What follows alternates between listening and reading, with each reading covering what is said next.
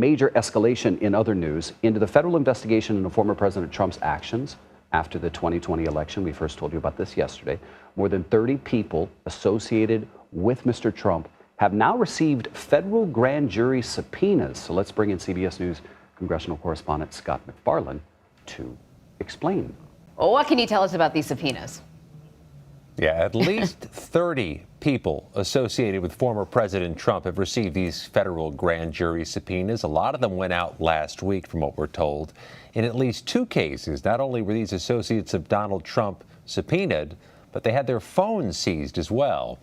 Based on what multiple knowledgeable sources have told us, the investigation by the grand juries into this alleged fake electors scheme to flip the 2020 election results into the money raised and spent to overturn the election, including by former President Trump's Save America PAC, and into his January 6th Stop the Steal rally.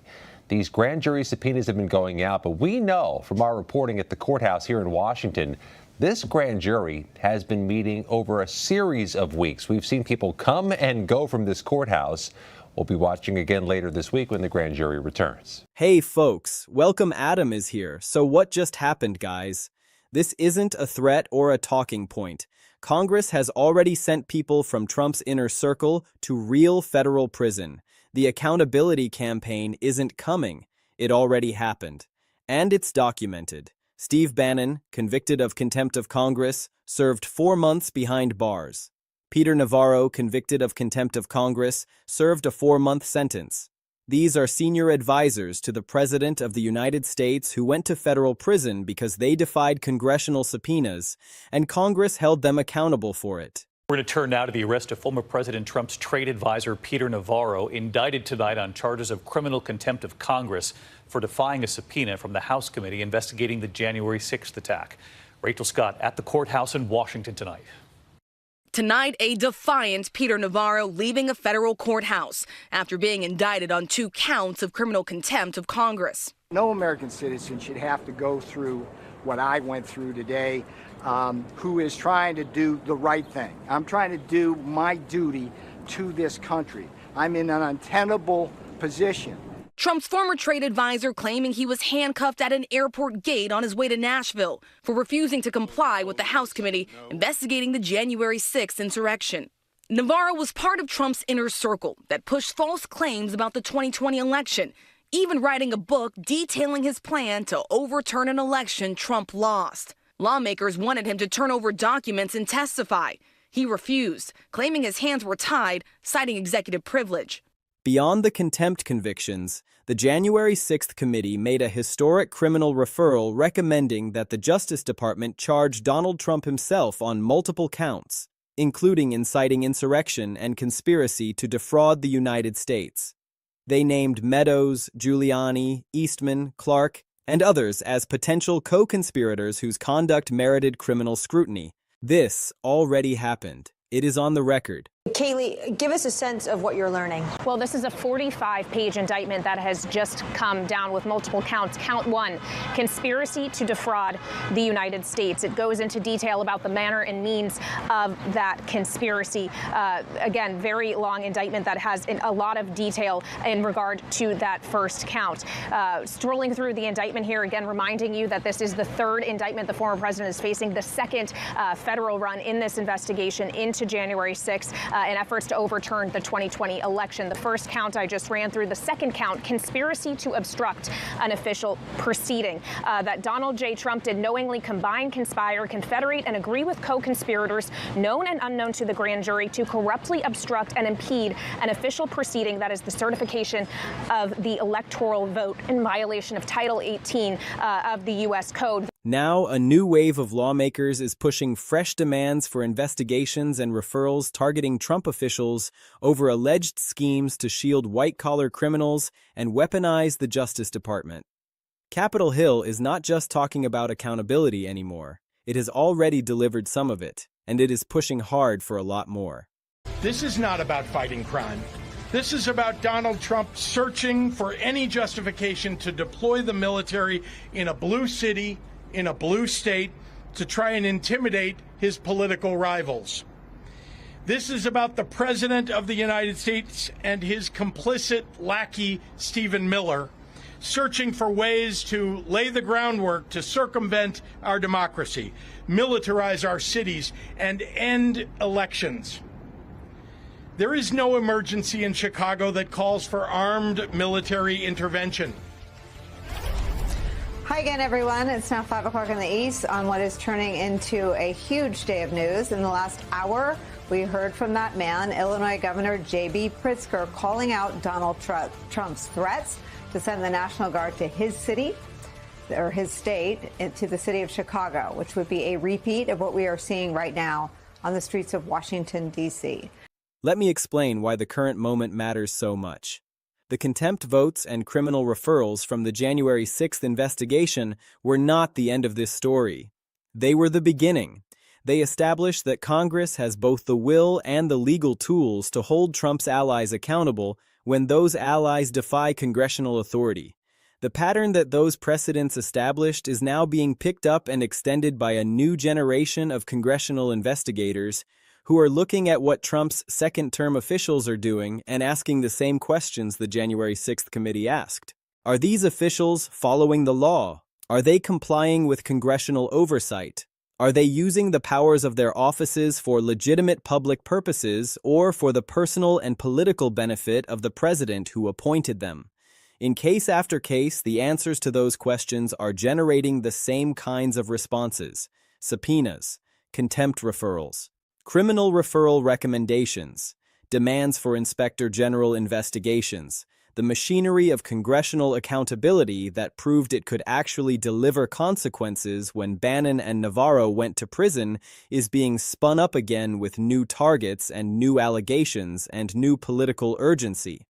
Let me start with the most historically significant action in this whole story, because it deserves to be fully appreciated for what it was. In December of 2022, the January 6th committee made a criminal referral of Donald Trump to the Justice Department. A congressional committee formally recommending that the former president of the United States be criminally charged. The charges they recommended included inciting insurrection against the United States government, conspiracy to defraud the United States, and obstruction of an official proceeding. Those are serious federal felonies. The committee did not stop with Trump. They named Mark Meadows, Rudy Giuliani, John Eastman, Jeffrey Clark, and others as potential co-conspirators whose conduct the committee believed merited criminal scrutiny. The scope of that referral, the seniority of the people named, the specificity of the allegations, and the historical significance of a congressional committee formally recommending criminal prosecution of a former president, all of it combined to make that December 2022 referral one of the most significant congressional actions in modern American history. The contempt story deserves its own serious examination because the Bannon and Navarro convictions are genuinely important precedents. In April of 2022, the House voted to hold Peter Navarro and Dan Scavino in criminal contempt of Congress for refusing to comply with January 6th committee subpoenas. The vote referred them to the Justice Department for potential prosecution. Navarro was ultimately convicted and served a 4-month prison sentence. Bannon was also convicted and served 4 months. These are not small consequences. These are senior presidential advisors who went to federal prison because they believed their loyalty to Trump and their proximity to presidential power would protect them from the legal consequences of defying congressional subpoenas. They were wrong. The legal system followed the process. The convictions happened. The prison sentences were served. The message that's sent to every other Trump ally who might be tempted to defy congressional oversight is one that has not been forgotten. Defying congressional subpoenas has a legal cost. It has been applied. It has resulted in prison time. It can be applied again. Now, let me talk about what is happening right now in terms of the fresh wave of congressional accountability demands. The story did not stop with the January 6th committee and the Bannon and Navarro convictions. Recently, a group of lawmakers, led by several prominent members of Congress, demanded that inspectors general investigate Trump's diversion of federal agents away from white-collar crime enforcement toward immigration crackdowns. 27 lawmakers formally demanding an investigation into a specific alleged policy decision by the Trump administration that they argue warrants criminal scrutiny of Trump officials.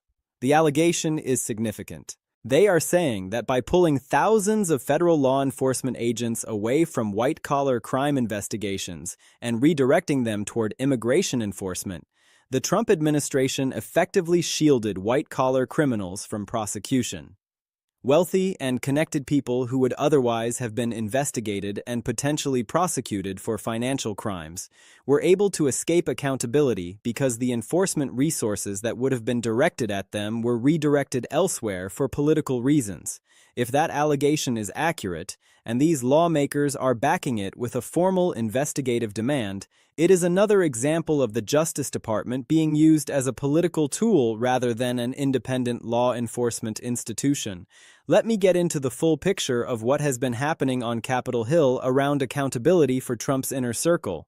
There are several distinct threads running through this story, and understanding each of them is important for seeing the full scope of what is being attempted and what has already been accomplished. Start with the contempt of Congress framework because it is the most direct and most legally powerful tool Congress has for enforcing its oversight authority against defiant witnesses. When Congress issues a subpoena, that subpoena has the force of law. Complying with it is a legal obligation, not a political choice. When someone defies a congressional subpoena without a legally valid basis for doing so, they have committed a crime. Criminal contempt of Congress is a federal misdemeanor that carries potential fines and imprisonment. The process for enforcing it runs through the Justice Department. Congress votes to refer the contempt to the DOJ. The DOJ decides whether to prosecute. If prosecution happens and a conviction results, the contemptuous witness faces real legal consequences. That is the framework. What the Bannon and Navarro cases demonstrated is that the framework actually works when the Justice Department is willing to use it. Both men were prosecuted, both were convicted, both served prison sentences. The contempt of Congress law is not just a paper tiger. It has teeth, and it has been used to bite senior Trump allies who thought their status would protect them. The contrast between Bannon and Navarro on one hand and Meadows and Scavino on the other is worth examining carefully because it reveals something important about the limits of congressional accountability when the Justice Department is not a cooperative partner. Meadows was also referred for contempt. Scavino was also referred for contempt. But unlike Bannon and Navarro, Meadows and Scavino were not prosecuted.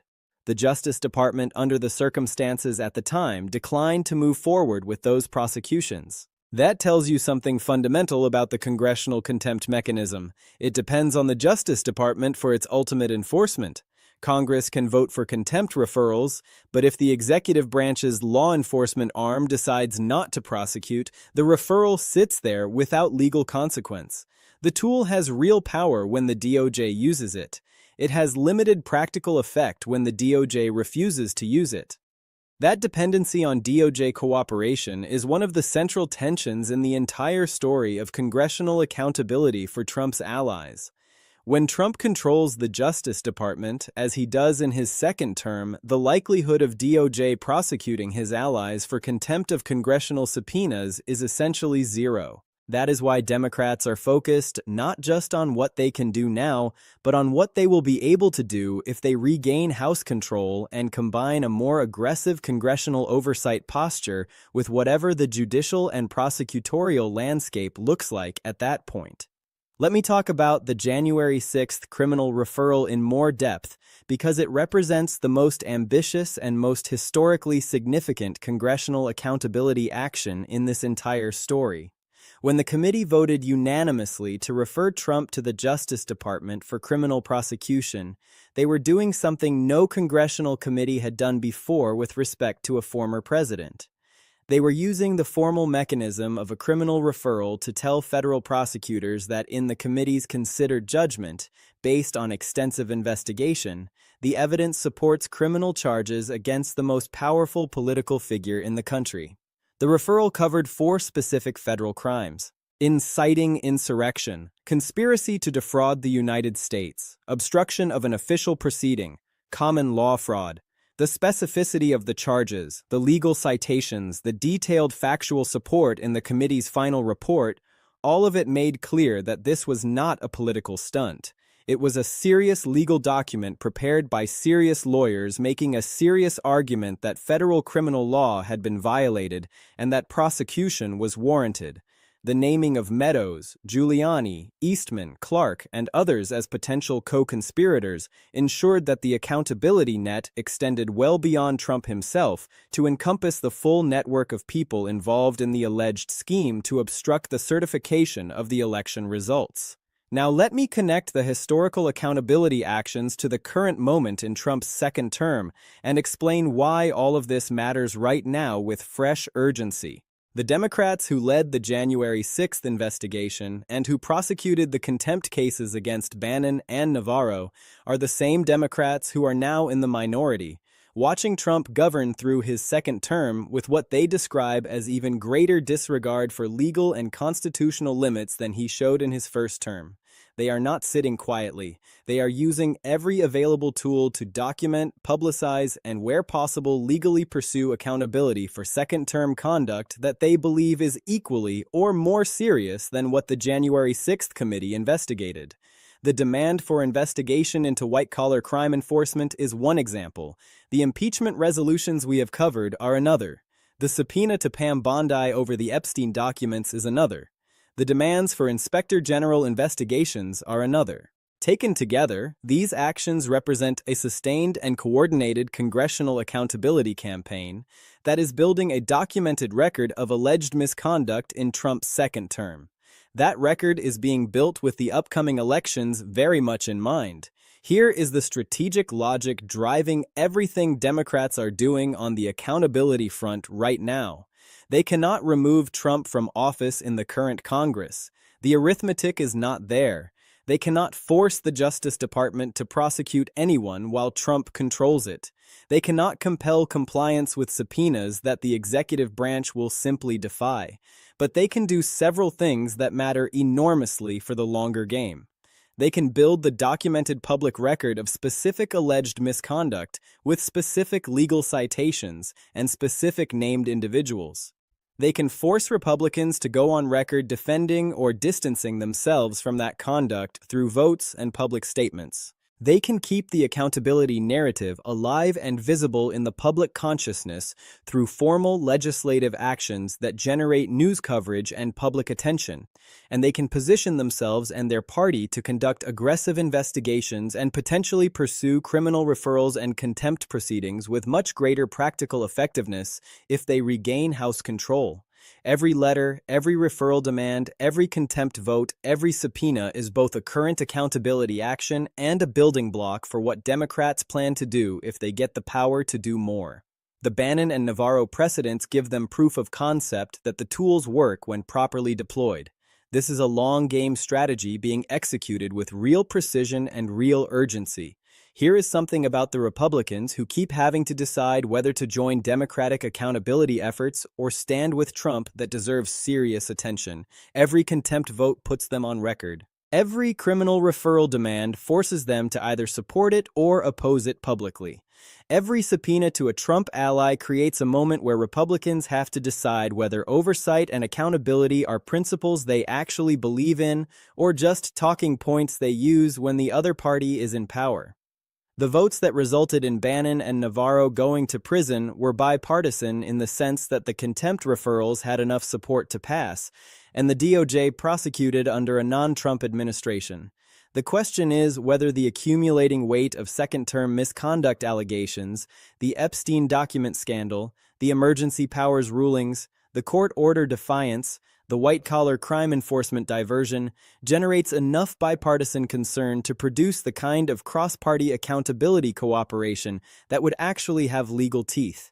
That threshold has not been reached yet. But every new allegation and every new formal accountability demand moves the political calculation for individual Republicans who are watching their own approval numbers and their own re-election prospects. Let me get into the specific takeaways from this entire congressional accountability story. There are several clear and consequential points that deserve to be spelled out directly. The Bannon and Navarro convictions prove something enormously important that changes how we should evaluate every subsequent congressional accountability action. They prove that the contempt of Congress mechanism actually works, that it is not just a paper tiger that generates headlines and nothing else, that when Congress votes to refer contempt, when the Justice Department decides to prosecute, and when a jury hears the evidence, Trump allies go to prison.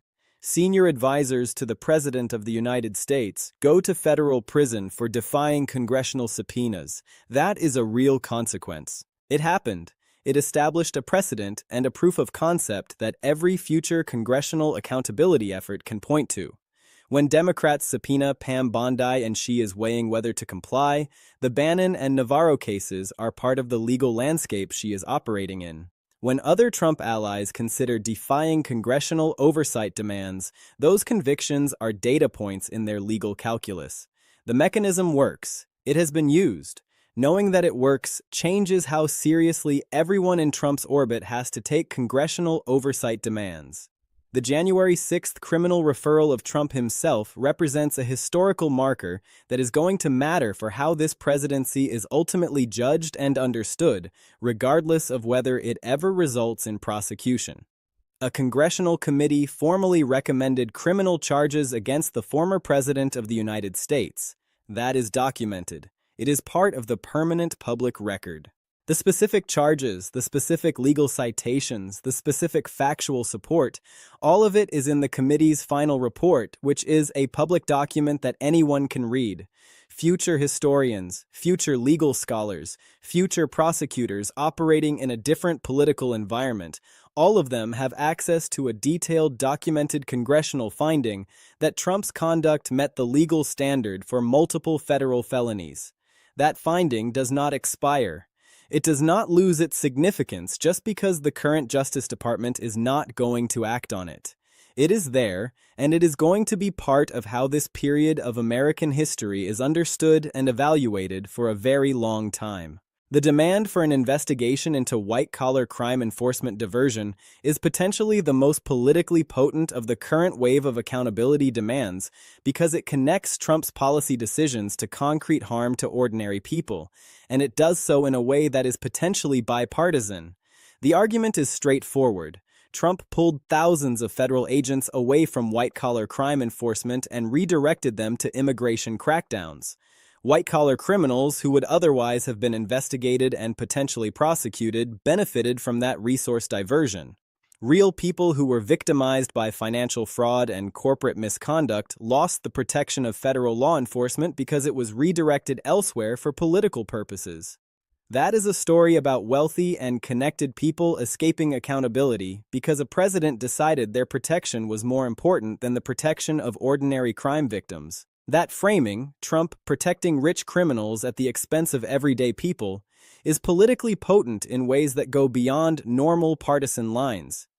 The formal investigative demand backed by nearly 30 lawmakers gives it an institutional seriousness that pure political rhetoric does not have. Democrats are playing a long game on accountability that is specifically calibrated around the possibility of regaining House control. Every accountability action they are taking right now serves a dual purpose.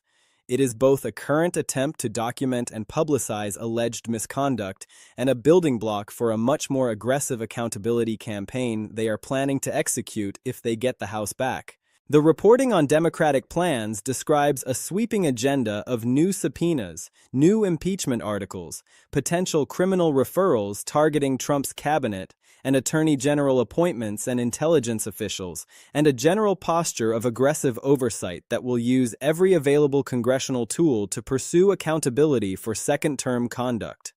That agenda is being prepared right now. The letters and referral demands and contempt votes happening in the minority are the research and the record-building phase. The full deployment of those tools waits for the majority. The Bannon and Navarro convictions give Democrats confidence that when they have both the majority and a more cooperative Justice Department environment, the tools will deliver the same kind of real consequences they delivered before. Where does all of this go from here? 3 things matter most. First, watch how many Republicans join Democratic accountability demands over the coming months. The pattern of bipartisan support or lack thereof for contempt referrals and investigative demands will tell you a great deal about whether the accountability efforts have the political traction to translate into real consequences. Second, watch whether any of the current Inspector General demands result in formal investigative findings that generate public documentation of specific misconduct. Inspector General reports are independent, credible, and public. A damaging Inspector General report on white-collar crime enforcement diversion or Epstein document handling would be a significant development regardless of what the DOJ does with it. Third, watch the upcoming House elections with this context in mind. If Democrats flip the House, the accountability machinery shifts from building mode into deployment mode essentially overnight. The record that has been built through all of these minority letters and referral demands and contempt votes becomes the foundation for a much more consequential phase of the accountability story. Here is the absolute bottom line. Capitol Hill is not just talking about accountability for Trump's inner circle, it has already delivered some of it. Bannon went to prison. Navarro went to prison. Trump himself was formally referred for criminal prosecution by a bipartisan committee that spent months investigating his conduct. The fresh wave of accountability demands for investigations into white-collar crime enforcement, for Inspector General reviews of Epstein document handling, for subpoenas to fired cabinet officials, represents a sustained and strategic effort to build the record and maintain the pressure. The fire on Capitol Hill is real. The tools are real. The precedents have been set. The people in Trump's inner circle who think their proximity to power protects them from legal consequences need to ask Bannon and Navarro how well that assumption worked out for them. The accountability machinery is running. It has delivered results before. The people operating it are not done.